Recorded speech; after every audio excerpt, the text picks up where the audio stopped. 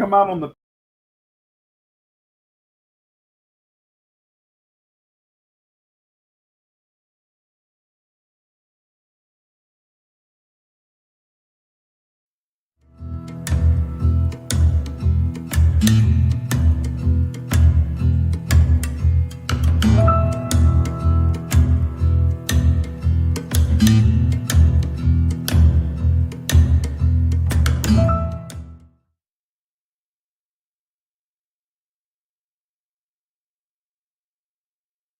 Welcome Home Radio Podcast. Are you looking to buy or sell your home? Our team is here with answers to guide you through the buying and selling process. We encourage you to ask questions. Please comment on this show or visit us at welcomehomeradio.net for more information. Bringing real estate, lending, and education together in one place, and to help you make the right home decision for you and your family.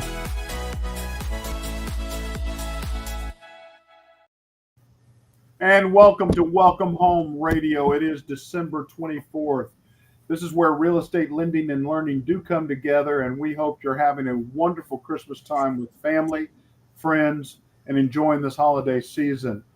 Guys, Merry Christmas to you. I hope you're having a great time and looking forward to what Santa Claus is bringing you tomorrow. I can't imagine Thom is on the nice list. That's my first assumption. I've already got my coal and my sticks. There you go. Oh, at least you're going to barbecue right after that. I'll give you mine. Hey, guys, we're still in the process of the series of Your Turn to Ask, and we've got some great questions lined up today. Thank you again. You can find us at welcomehomeradio.net, where you can ask your questions.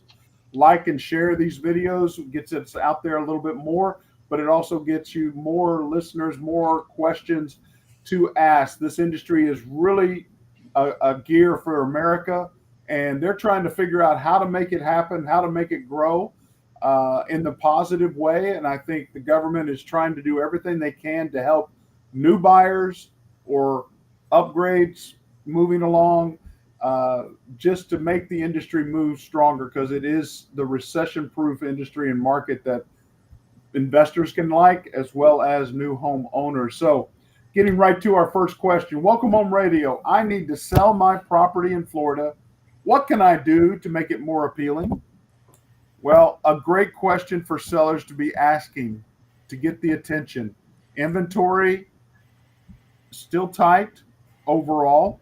I think some markets are moving more than others, but I think one thing sellers need to really consider is helping those buyers, offering seller concessions, doing a 2-1 or a 3-1 buy down that will help those buyers become more attracted to that property. What else can we say for sellers to do to make their home a little more appealing? My first thought on this was actually save your money, but Thom has done. What do you mean? They're trying to sell their home. What do they mean? Well, if I sit here and think, okay, I'm going to sell my home. Well, that wall's got a little bit of scuff mark on it, or I've got this little issues, or my flower beds need to be redone. The new owners may not like anything that you do in that nature. They may not like the color of paint that you chose. They may not like the bedding, the edging that you chose. So I think that's where I say save your money, but use the money more wisely, like you were just talking about in a system. Seller concession. Give a concession for $5,000 in painting the home or fixing. I mean, you're still spending some money at the closing table by giving concessions, but I think it's better to save your time and energy in that method. That's me personally. Because a good real estate agent or an investor who might be looking at your property, they'll be able to help their clients, quickly say, it's going to cost this much to do this. You got to think about this much if you want to make these changes when you have a professional leading you, I think. But if you could paint your front door and that's a 400% ROI, I think you should do it. Oh, if things in that kind of condition, yes, sir. Simple things that you can do that. But yes, save your money. Thom, what do you think? Well, I don't want to be too negative on buyers, but buyers don't tend to really have the vision that we might have in older shoes or realtors have because they've seen it in their experience says, I love the realtor that says, well, you can just knock out that wall and you can just repaint or you can just recarpet and those types of things that are basically cosmetic type of adjustments. It sounds really good to be able to do those things to the house and get more of a market price. But I would say buyers are normally in a situation where if they don't see it already there, they're not thinking I can change that. And especially those people in the first and second round of buying houses. So that's why people will pay too much for a brand new house because they can't see themselves fixing things that they could fix more economically because of the hassle. Well, isn't that the way we learned the phrase laissez-faire? Let the buyer beware, by paying too much for the house? I mean, well, I haven't been hanging out with a bunch of French people, but yeah, that would be a very good assessment. Well, I mean, I give you an example on this. A neighbor right behind me, diagonally from us in the back, they were selling the house. It was on the market 65 days until finally a buyer came along. They had to drop the home price $100,000 to get this buyer because the buyer now, he still hasn't moved in. It's been 2.5 months. He's having total floors, all the wood ripped out of the backyard by the pool, doing major construction. And to make that home sellable in that light, and you're saying that family had a vision for things, but we saw rotting wood, simple things that just, if I could see them, then an inspector can see that. Simple things that you can do to help prepare that home to be ready as best possible is always what you want to do. I'm not saying go through major reconstruction, but, painting a room or painting something or upgrading a piece of wood and painting it just would do it. Hey, lipstick on a pig, at least help it to look a little bit better. But to make your home more appealing, yes, if you have an upfront offer of saying, look, I plan on giving $15,000 in seller concession, now that buyer can use that concession to do a buy down on their loan, or I can already do repair work that I see that I want to have done, or I'm going to replace that AC unit or that dishwasher or whatever it may be. So that's one of the key things. I didn't hear any other things outside of financial impact. What else can this person do to help their home become more appealing? I mean, how do you make a home more appealing? You can't move it. Good picture.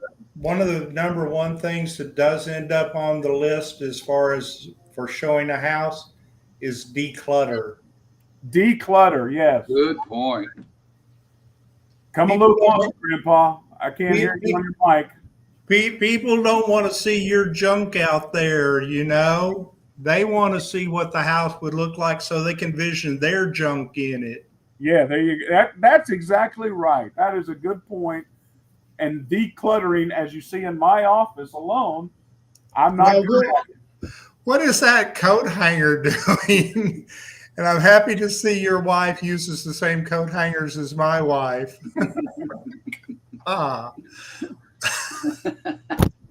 Hey, I put my coat on the back of my chair. I noticed there's no coat back there, and you're not wearing one. So, oh well.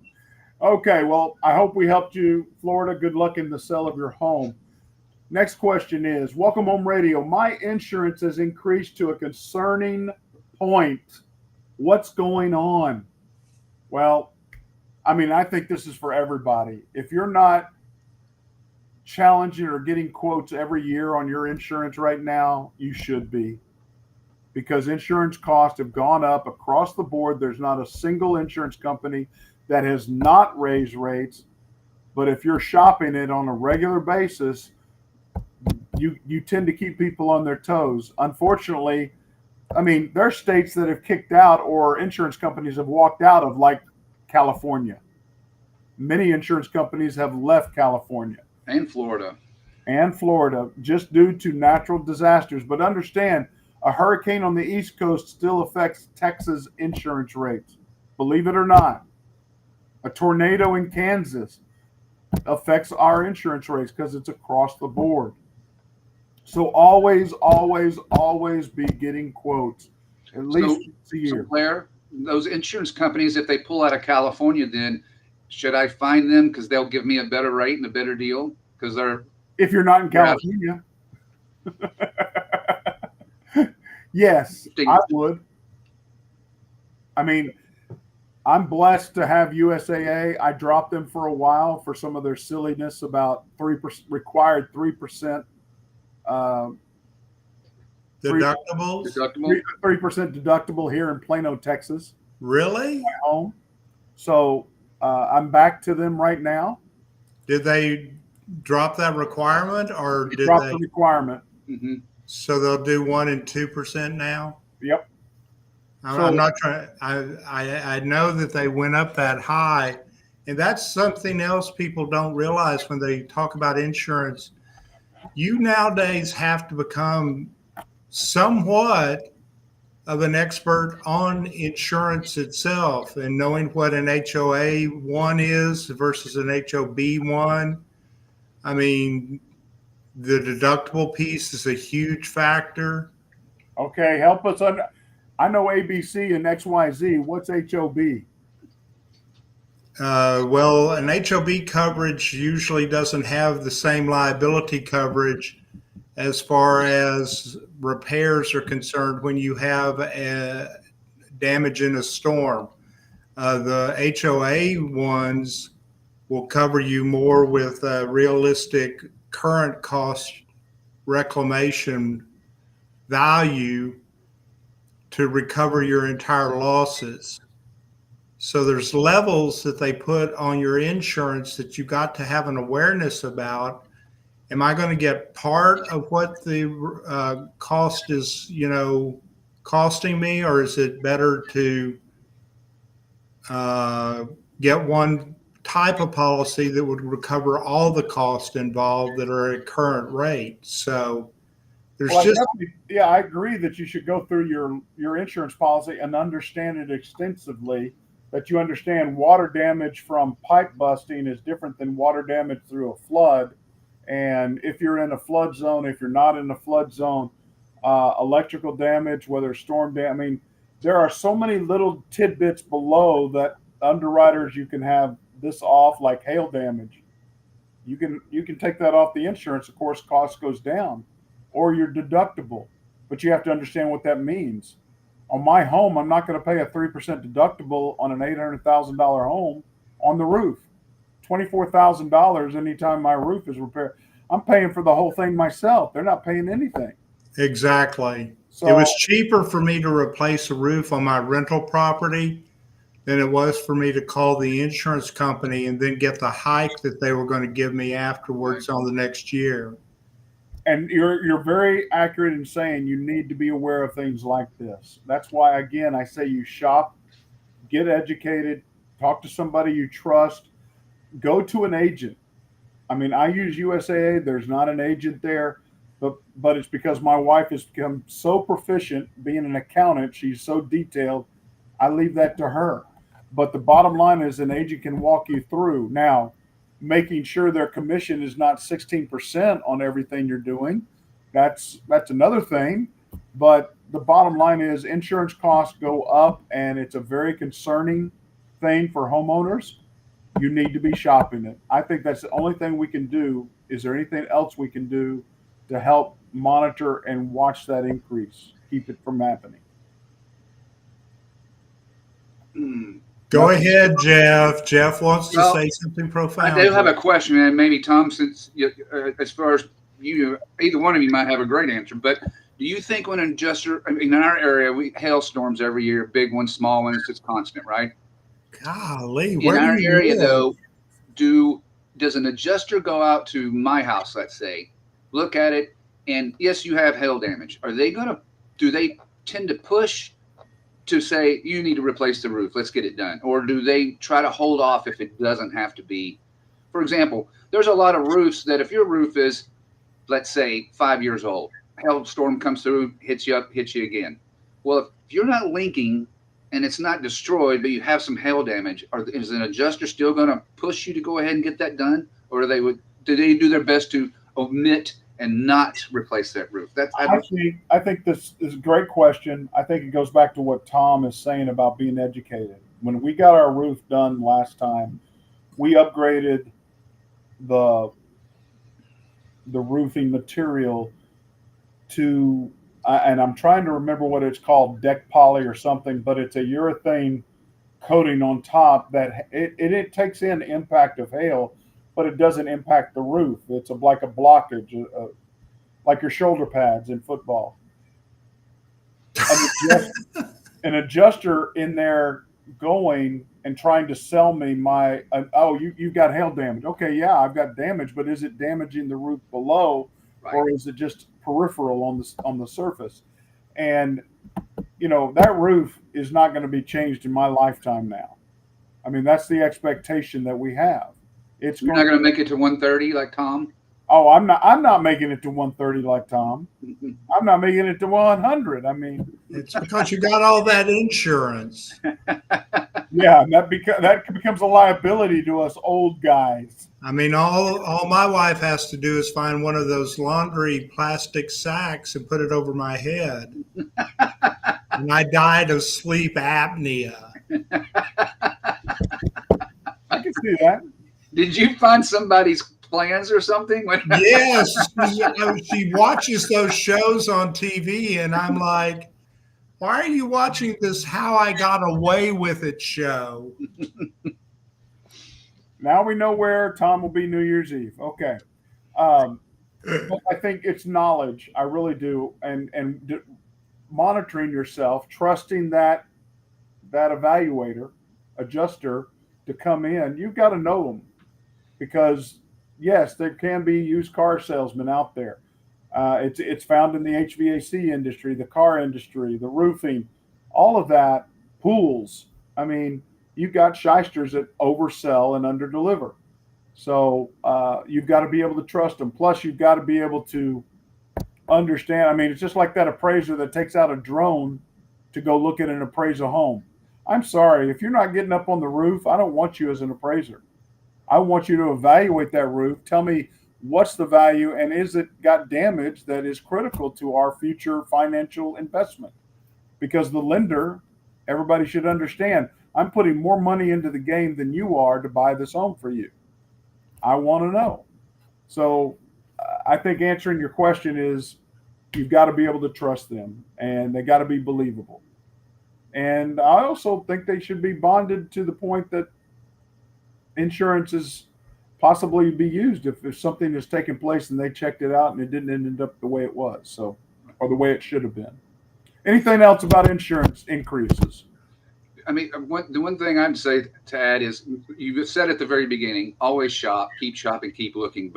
And you said there's some shysters as well as there's some great agents out there. But a solid agent, if they see anything changing, they should also be contacting you and saying, hey, look, proactive. You know about this. They absolutely need to be proactive. So keep that in mind. Is if you've been with a company for a year or two, even though you're shopping, if you stay with them, they should still be letting you know about changes, because they do happen consistently.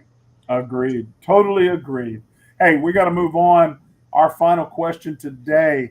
WHR, with higher rates, higher living costs, higher taxes, and insurance, as we just discussed, less affordability. When will home prices come down? Wow. This is a loaded question. And I did a little research on trying to find a few things going on. One, foreclosures are growing at a trend in the last quarter of 2025, extremely high. People not able to afford, whether it's taxes or insurance, because if they're under a fix, or if they did an ARM just to get in there. So home cost is living, plus cost of just taking care of the home, maintenance, fueling the home, warming the home, all of those things go along with it. home prices, is it going to come down? As soon as we have an impact of a larger inventory, that will impact it. But I think home builders are purposely leveling off their building to maintain their pricing in each development. They've got plans. They want to sell homes at this price or grow it from this price. They never want to revert back. And therefore, they're going to slow their building. And I sit on a board with one large home builder that is already doing this. He's got 400 home division. He's not changing dirt on right now for this exact reason, to maintain that inventory at a higher cost. So tighter levels, foreclosures going up. It's going to take some very interesting things. I think interest rates have got to come down to make an impact. And what do y'all think?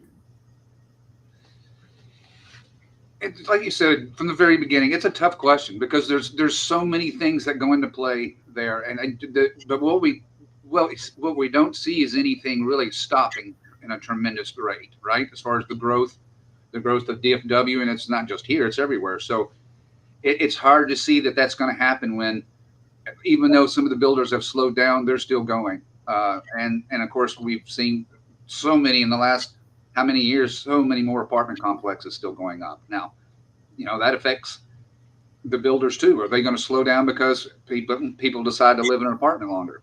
Does that make sense? It does. I mean, I'm looking at I found the foreclosure map, let's just say, and right now, East Coast and West Coast have the largest foreclosed properties because they have the largest pricing. Mm-hmm. They got people buying homes way above a true appraisal value. And so they're getting foreclosures. Well, as we look at the rate, and I'm looking back from 2008, as we've talked about, where that was really, hey, that was the year of the bust. And then, of course, 2009 through 2011, I mean, foreclosures were happening at $1 million a year rate plus. Then they finally started coming down in 2013.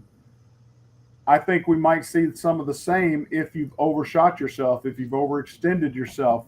People coming from California that sold a home, moving to Texas or Oklahoma or somewhere, they were able to put cash down and they own their home outright. So they'll always have the equity. They want to maintain it. But again, I don't think home prices are coming down anytime soon unless we really see a jobs report that just drops out at the end or interest rates drop. Would you agree, Thom?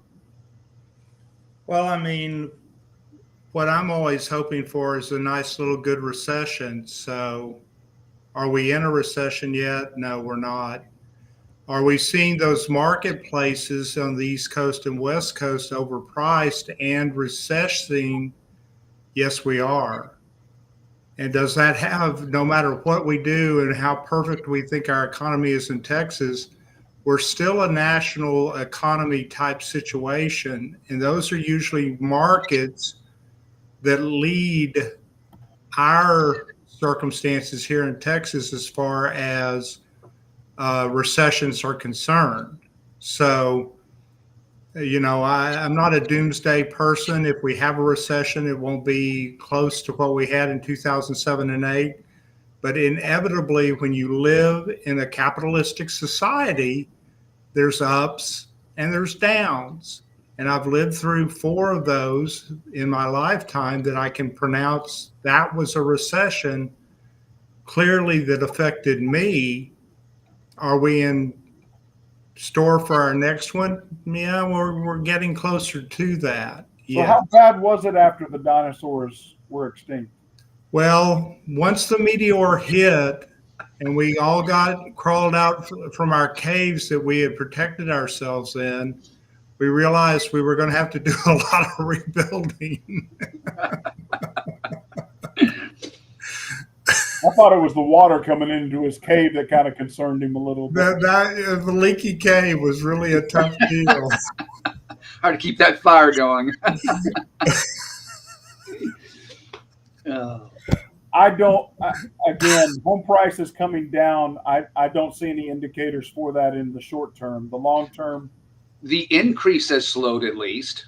Yes, it has. I think that maybe look at some positive that way. They're not increasing as quickly as they were. So But yes, I have not heard or seen anything that we're going. That's where I think the home builders have purposely pulled off from building those standard spec homes in subdivisions, planned communities, that sort of thing, because they know they got to if they're going to maintain their pricing or not to make the profit they want.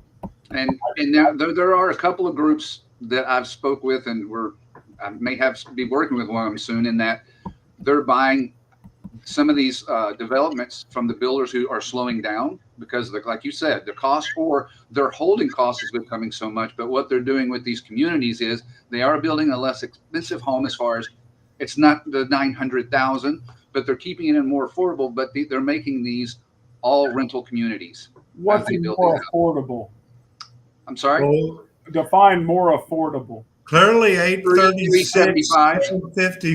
Yeah, exactly. 370. I mean, comparatively speaking to today, that's more affordable. But they're creating those as full rental communities because they control the rent price in the community that way, obviously, just like a whole apartment complex. So that we're seeing that happen a little bit. That's increased a little bit. Is that still called an HOA? I don't know what they're going to do with that there. Well, the thing is, the developer can rewrite the HOA. They may have said in their HOA that nobody can own more than 10%. Yeah, sometimes that happens. They still have the ability to, because they have more than a 51% controlling interest. They go in and they rewrite what the HOA is with these first home buyers in the neighborhood who are going, wait, stop that. And they're going, no, we can't. Would you rather us sell houses and finish the neighborhood, or would you rather us walk away and just leave vacant lots everywhere? Mm-hmm. Not a real good choice. Don't you like it when Uncle Blair goes? He fell asleep on us. That was a great comment. You put him to sleep, Thom. Yeah, I tell you what. Instant karma on the sleep apnea. He's That's still like not coming back. That's like for real. Well, folks, that's all, folks. Maybe he'll wake up in a minute and we'll get some more out of him. I don't know. Maybe he'll take. I do. There he is. He can hear us clearly. I understand. I can hear you, even though I may be frozen. Hey, Blair, you mentioned the foreclosure market and what's in the increase from what's showing. I do want to take just a second and remind folks that if you get in that position, everybody gets embarrassed. We're all human beings. We go through it. But I can tell you, even up to a week before a foreclosure, if you look for some help and reach out, especially some people that you have equity in your homes, it can happen. You can still make a closing happen. People think, oh, the ugly banks, they want to take my house, they want to kick us out. They really do not like to foreclose. It costs them money. An average of 25 to 30, I've been told at times, $1,000 by the process and what it costs them to do that. So just keep in mind, reach out, WHR through Blair. But we've done closings that a buyer finds a house, the agent put it on the market, buyer comes up in a couple days, it's priced right, and we were able to close, and they pulled it off the foreclosure. So even at one point, I'll tell you a quick story. We had a place here locally that we helped somebody out with. They were going to walk away with nothing, but because it was a very large home, it was over $1 million home, but because at the last minute we were able to get that closing done, they walked away with about $23,000 they were going to lose. And so just reach out, ask for help. It's there. Okay. I just want to remind everybody that they're in that position. Well, I want to wish y'all a Merry Christmas and a Happy New Year. Thank you for listening. Share and like us, please, and find us at welcomehomeradio.net. Oh, we want to wish you a great new 2026 year as we go into it. Ask questions. Be aware that we're here to help you, to get you to clear to close on whether you go through that awesome thing called foreclosure, which I have done, and there is an other side life after that. But the market's trying to come back. There are many things, many impacts that are going to happen, and we'll see what takes place, but we'll be here to help you. I'm Blair Thomas.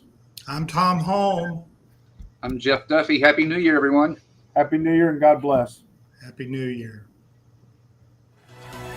Welcome Home Radio production provided by Lunatic Digital. Check the listing of this podcast for the links to our sponsors. And don't forget to like, share, and follow us on social media. Visit welcomehomeradio.net for more information.